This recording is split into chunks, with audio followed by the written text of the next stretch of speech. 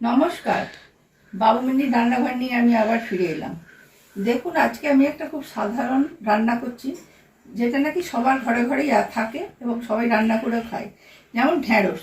আজকে আমি বানাচ্ছি ঢ্যাঁড়সের তরকারি, চিংড়ি মাছ দিয়ে ঢ্যাঁড়সের তরকারি। দেখুন, লাগছে 300 গ্রাম এখানে নিয়েছি ঢ্যাঁড়স, একটা টমেটো, 4টে কাঁচা লঙ্কা কুচি, আর হচ্ছে 2টো ছোটো ছোটো পেঁয়াজ কুচি, আর সে চিংড়ি মাছ। চিংড়ি মাছ বেশি দরকার নেই, এরকম সাইজের 10টা চিংড়ি মাছ হলেই হয়ে যাবে। আমার এখানে 10টাই চিংড়ি মাছ আছে। চলুন কীভাবে রান্নাটা করি দেখুন। উনুনটা জ্বেলে নিলাম, কড়াইটা বসিয়ে তাতে খানিকটা তেল দিলাম, অল্প তেল দিলাম।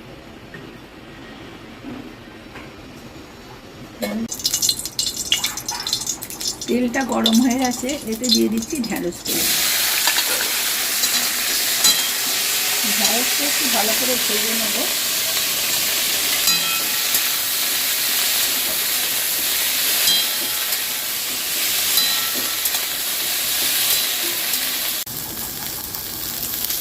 ঢ্যাঁড়সটা ভাজা হয়ে গেছে, এবার দিলাম অল্প একটু নুন।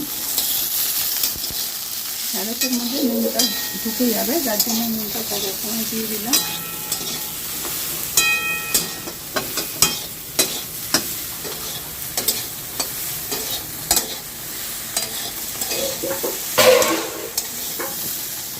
ঢ্যাঁড়সটাকে নামিয়ে দিচ্ছি। কড়াইতে আবার তেল দিলাম, তেল গরম হয়ে যাচ্ছে, তেলের মধ্যে দিলাম পেঁয়াজ,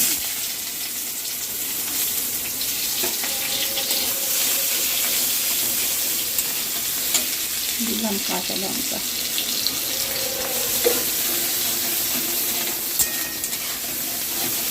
দিলাম টমেটো,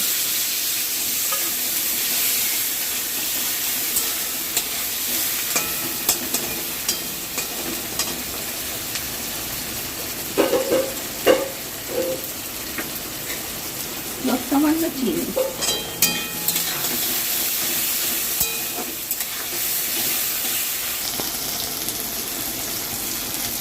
দিলাম অল্প ধনে গুঁড়ো,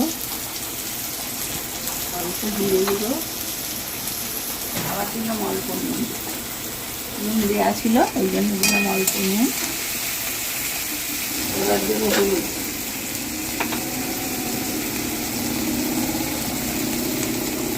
দিলাম হলুদ ছোটো চামচের 1 চামচে, নাড়াচাড়া করে নিলাম। এর মধ্যে দেব 1 চিমটে হিং, হিংটা নাড়াচাড়া করে নিলাম। তারপরে দিলাম এর মধ্যে চিংড়ি মাছগুলো,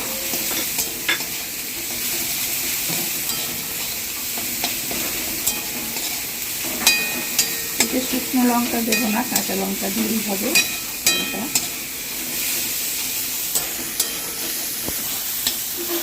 চিংড়ি মাছটা নেড়ে চেড়ে নিচ্ছি।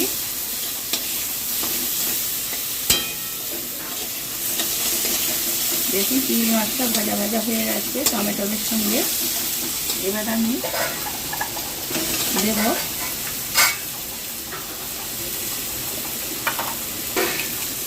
সামান্য কাশ্মীরি লঙ্কা,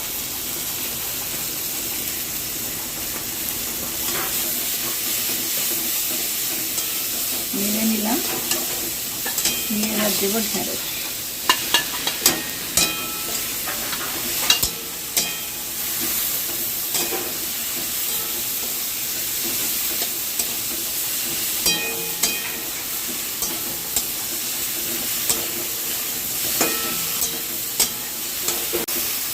এবার ভাজা ভাজা হয়ে গেলে ঢ্যাঁড়সগুলো চিংড়ি মাছের সঙ্গে মিশে গেলে দেবো জল,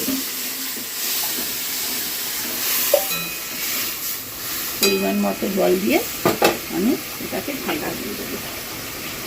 রান্না করবেন, আমাকে জানাবেন, সাবস্ক্রাইব করবেন, কমেন্ট করবেন, খেয়ে বলবেন কীরকম হয়েছে। নমস্কার, আজকের মতো এইটুকু।